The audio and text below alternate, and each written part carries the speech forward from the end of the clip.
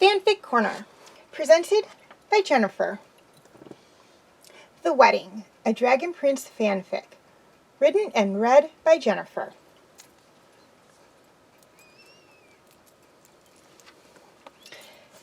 It was for political reasons. That's what the Panarchy and the Elven leaders believed anyway. It wasn't uncommon for the Panarchy to seal a treaty with a marriage, and it was a custom among the elves as well. So, when Nyx, being Nyx, had volunteered Callum and Rayla as the ones to seal the peace treaty between the Panarchy and Xadia with their marriage, no one had argued. They were the ones who brought Zim back to his mother. As far as the Elven leaders were concerned, Rayla could do far worse for a human husband than a prince. And the Panarchy believed that keeping one of the two surviving assassins at the Catalan royal palace as a member of the royal family was for the best. None of them knew that, for Callum and Rayla, they weren't getting married for political reasons, but because they were deeply in love. Zuiba knew, as did Pariah, Janaya, Ethra, Ruan, Ibis, Corvus, Ophelia, General Maya, and Commander Gren. The two dragons could smell how attracted Callum and Rayla were to each other, and the 4 elves and 4 humans could see it, each of them having experienced it at some point in their lives. Zuiba had offered to forego the silly human wedding and elven mating ceremony, which she was sure the Panarchy and elven leaders would argue over, and married them herself in a simple ceremony witnessed by their family and friends as a way of saying thanks for returning her son to her. But Callum and Rayla declined, believing that neither side would be happy if they eloped, even if it was the Queen of the Dragons who married them. Of course, they hadn't objected when Pariah had insisted on sitting in on the wedding plans and growled and snapped at her teeth at any of the stubborn fools who got out of line or completely ignored Callum and Rayla. It paid to be friends with a sun dragon, especially one who felt she owed them a life debt because they had saved her. "It should be a royal wedding," one of the High Council members said. "Callum is King Ezrin's half-brother. It's only proper." "No," said one of the Silver Grove elders. "It's an elven mating ceremony, one fit for 2 heroes." Rayla and Callum wanted nothing more than to leave. Their marriage was to take place in just 1 week, and it still hadn't been decided if it would be a royal wedding or an elven mating ceremony. Behind them, Pariah growled softly. If they hadn't been leaning up against her, Callum and Rayla wouldn't have even known it. "We could do a combination of the two," Rayla said, but no one listened. Pariah growled again, louder this time. But she too was ignored. This was so stupid. They should have been done with planning the ceremony by now, or at least figuring out the little details. Not still trying to agree on what kind of ceremony it should be. On either side of the dragon and young couple, Janaya and Ophelia, the only 2 in the room, besides Pariah of course, who were on Callum and Rayla's side, exchanged a glance. No one noticed when the 5 of them left the tent. "No luck?" Commander Gren translated for General Maya when the 6 friends saw them approaching. Zuiba was showing Zim and Ezrin the area surrounding the Storm Spire, now that it wasn't in danger of being a battlefield, and the aftermath of a battlefield. "They still can't agree on what kind of ceremony it should be," Janaya said. "The planning should be done," Ethra said. "Rayla and Callum are to be married in 1 week. We want to do a combination of a royal wedding and an elven mating ceremony to respect both our cultures, but no one back there will listen," Callum said. "Well," Ibis said, "if that's what you want, we can probably get everything ready within a week." "Pariah, can you take us back to the Silver Grove?" Ruan asked the dragon. "There's something there Rayla may want for the ceremony." The dragon nodded and let the 3 Moonshadow elves get on her back. After they had flown off, the others divided up the list of things to do. They had just 6 days to get everything ready. So what did we come back here to get? Rayla asked once they got back to their home in the Silver Grove. Once Zuiba had declared Rayla one of the heroes that not only returned her baby to her, but also helped defend the Storm Spire from Viren's invasion, the ghosting had been lifted, and Rayla had been able to return home as if nothing had happened. That didn't mean that she was comfortable there anymore. She had forgiven Ethrin because he had been basically pressured into ghosting her, but she couldn't forgive the other elves. She just wanted to get this over with. "You'll see," Rand said as Ethrin brought out a green and gold chest. Rayla knew that chest. It had been the only one in the house she had been forbidden to open, and so had become the one chest in the whole house she wanted to. However, it had remained securely locked for years. Until now. Inside was a beautiful white dress with silver thread and crystal beading. Rayla lifted it out of the chest and, holding it close to her, turned in a circle. "It's beautiful," she said. "It was your mother's," Ethrin said. "She wore it when she married your father. We saved it all these years in case you wanted to wear it to your mating ceremony." The dress wasn't the only thing in the chest. There was a pair of white dress shoes with silver accents, a wreath of jeweled flowers, and a lacy veil with silver and crystal trim. It was all a little old, and Rayla was going to have to try everything on to see what adjustments were going to be needed, but this was her mother's, what she had worn at her own mating ceremony. "This day came too soon," Ethrin said as Rayla hurried off to her old room to try everything on. "Rayla's marriage?" Rand said. "It's still 6 days away." "No, Rayla growing up. It feels like it was just yesterday she was that wee girl that Lannan and Tedrin left in our care, and now she's getting married." "How do I look?" Rayla asked, coming back into the room. Fortunately, in her rush, she had put the dress on over her clothes because everything was way too big. The top and waist needed to be taken in a lot, and the skirt needed to be hemmed. She kind of looked like a little girl playing dress-up in her mother's clothes. Some of the stitching needed to be redone as well, and several of the buttons in the back needed to be re-sewn on. The whole thing could also use a good washing to get rid of the musty smell from being in the chest for so many years. The shoes, wreath, and veil looked fine, though. "You look just like your mother," Rand said. 6 days later. It was the day before the wedding. Everything was in place for the ceremony and reception the next day. Now there were only 2 things left to do. Ruan, Ethrin, Lannan, Ibis, Commander Gren, Corbus, and Surin, along with Ezrin, Bate, and Zim, were taking Callum out to hunt moon bandits, little fox-like creatures. They didn't hope to catch any, and if they did, they were just going to let them go. It was an elven tradition for the groom to go on such a hunt with his male friends and family members the day before the mating ceremony. Meanwhile, Pariah, Zuiba, Jana, Taden, Ophelia, Queen Anya, and General Maya were giving Rayla a bridal shower. "Be careful," Rayla told Callum before he and the others left for the hunt. "I will be," Callum assured her, "and you have fun." "Don't worry, Rayla," Ibis says. "We'll bring Callum back in one piece." "I'll see you tomorrow at the altar," Callum told Rayla.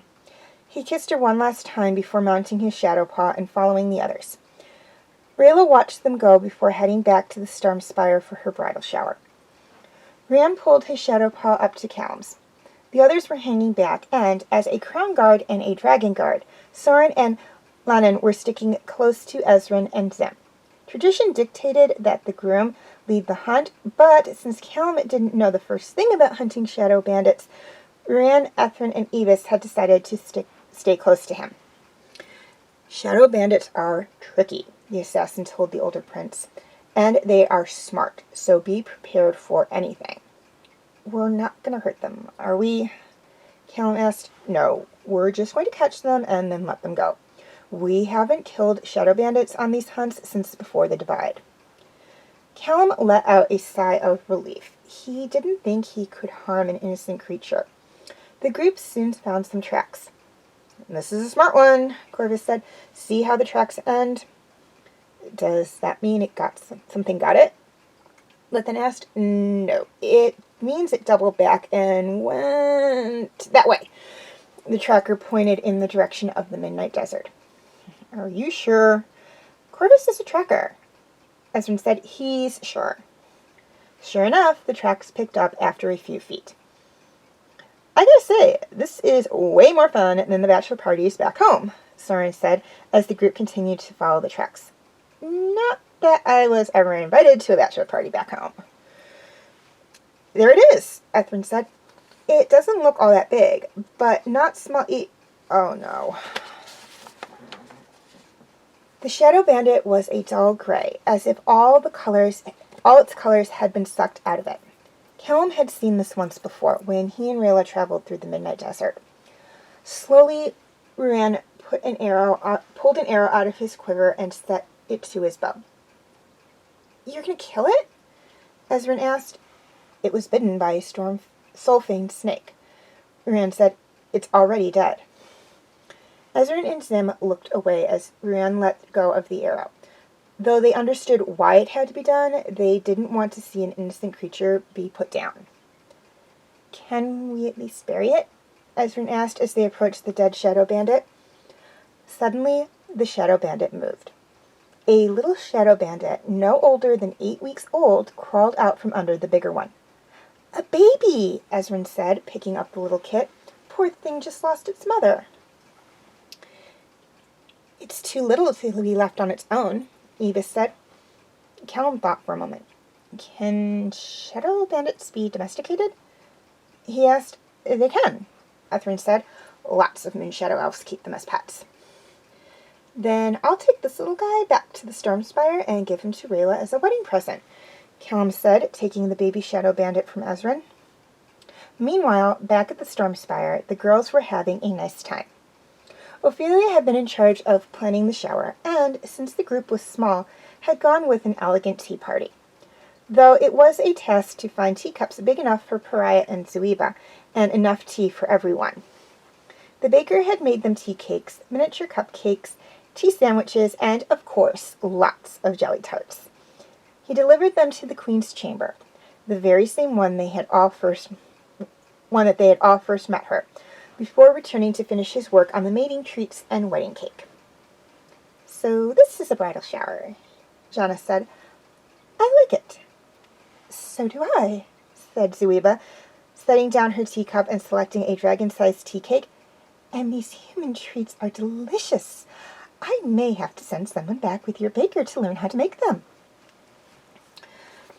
Some are more elaborate, but they're all basically the same. A way to shower the bride-to-be with love and attention and give her presents, Anya said. Rayla didn't say anything. She barely knew anyone here, with the exception of her mother. Yet they had all helped her plan her marriage to Callum and had thrown her this beautiful bridal shower.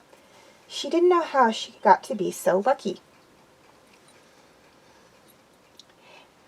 It was late when the guys got back. Callum and Ezrin were staying with Commander Grant.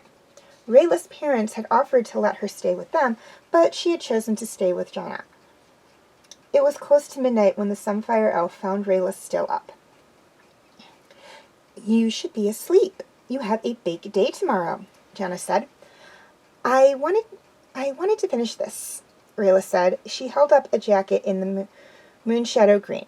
The crest of Catullus was embroidered on the back in gold thread, and the symbol for the moon and sky arcanums were in silver thread on the front. Just below them were the runes for Aspero and Fulminus. Along the sleeves were the runes for the flight spell Ebis had taught Callum. It's my mating gift for Callum. Do you think he'll like it? He'll love it. The two elves sat in silence for a while. Does it hurt? Rayla asked suddenly. Does what hurt? It, Jenna was the only female Rayla knew who was married, besides her mother, and she felt uncomfortable talking to her mom about this. The first time it does, but something tells me that Callum will be gentle with you. Do you miss your husband? A little. It was a political marriage, but we cared for each other. Jenna had only been married for a year before she left to lead the Sunfire Elves at the border. Her husband had been one of the elves lost in the attack at Lux Aurora. Truthfully, it's my sister I miss the most. We may have had our differences, but she was a great leader. Who's going to lead the Sunfire Elves now? My nephew, Ra. He's 19, old enough to rule without a regent. You're not coming to Catalyst with us, are you? My nephew may not need me, but my niece Apollo does. She's just a little bit younger than King Ezran and doesn't have anyone looking out for her best interests. Well, why don't you bring her to Catalyst with you? She could be like an ambassador for the Sunfire Elves. Jenna seemed to be considering Rayla's suggestion. At the very least, she and Ezran will have someone their age and status to play with, the Sunfire Elf said. The next morning dawned bright and sunny. The base of the Storm Spire, on the opposite side of the mountain from the statue of Zim's father, was set up perfectly for a combination royal wedding elven mating ceremony. The guests were enjoying some pre-ceremony refreshments while Rayla, Callum, and the rest of the bridal party got ready. You look so beautiful, Rayla, Anya said, just like a princess. Rayla looked at herself in the mirror. The sweetheart top hugged her figure, but wasn't so tight that she couldn't breathe, and the hem had been shortened without damaging the detailed work on the skirt. Jenna had done her hair in a French braid, and now Ophelia was helping her with her makeup. In a few hours, she's going to be a princess, she said. Once Rayla was ready, they made their way to the ceremony. Once the rest of the bridal party had made their way down the aisle, music sounded and everyone stood up. Holding a bouquet of blue moon roses in one hand and her father's arm in the other, Rayla slowly made her way down the aisle with Lennon just a few steps behind Zim, who Rayla and Callum had decided would be the ring and cuff dragon. From her place at the altar, Zuiba, who was going to officiate the ceremony, everyone knew better than to argue with the Dragon Queen, watched proudly as her son walked down the aisle, head and tail held high, holding the pillow where Callum's wedding ring and Rayla's mating cuffs rested in his mouth. You're as beautiful as your mother was the day I married her, Lethan said to Rayla before giving his daughter's hand to Callum and stepping back to join his wife. Zuiba recited the words for both a human wedding and an elven mating ceremony. Rayla and Callum spent the whole ceremony looking at each other, almost missing their cues to take the ring and cuffs from Zim. With these cuffs, I take thee as my mate, Callum said, fastening the cuffs to Rayla's horns. With this ring, I thee wed, Rayla said, placing the ring on Callum's finger. I now pronounce you husband and wife, Zuiba said. You may kiss your bride. She's adorable, Rayla said as she picked up the baby shadow bandit. It was elven tradition that the newlyweds give their gifts to each other in private. So Callum had taken the little shadow bandit to the room that had been set up for them in the Storm Spire after putting a ribbon in moonshadow green around her neck. I found her yesterday while on the hunt, Callum said as he opened the box Rayla had given him. Her mother had been bitten by a soulfang and had to be put down, and she was too young to be left alone. Does she have a name? Rayla asked as she held her new pet close. Ezran said she told him her mom called her baby. Well, I'm going to name you Midnight. Rayla gave her new pet a kiss as Callum held up the jacket Rayla had made for him. It's beautiful, Rayla, and I needed a new one. I love it. Callum said. And I love her, Rayla said. She can be our baby. At least until we have one of our own. Smiling, Callum leaned forward and the couple kissed.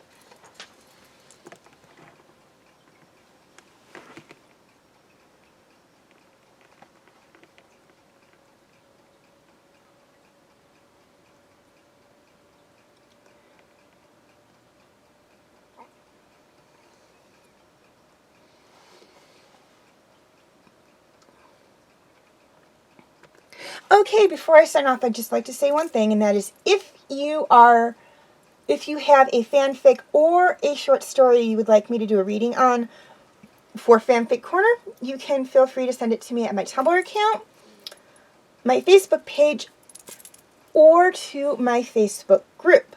I have the links for all three in the description section. A couple of things to keep in mind. First off, please be sure to include your name or the name of the author of the story or fanfic. If I can't credit someone, I won't do a reading. Secondly, please keep it clean. I will gloss over and any words and or parts that I deem inappropriate. However, if there are far too many, I won't do a reading of it. If you have a holiday fanfic or short story, please keep in mind that they must be submitted 1 month before the holiday. This is to ensure that that the reading is posted in time for that holiday. Now, if I get it with not enough time to do a reading and a posting, I will put off doing a reading for a year. Again, this is just so that the reading is posted in time for the holiday. Please also be sure to include the name and date of the holiday. I really only know the dates for Christian and American holidays, so if you have one for a non-American or non-Christian holiday, again, please include the date and the name of the holiday so I can look up and see how much time I have to get it done. Lastly, please be honest. If I learn that a fanfic was written by someone else and submitted without his or her approval, I'm not only going to take down all the fanfics corresponding to that video and that were sent to me by the sender, but I will also no longer accept fanfics by that sender.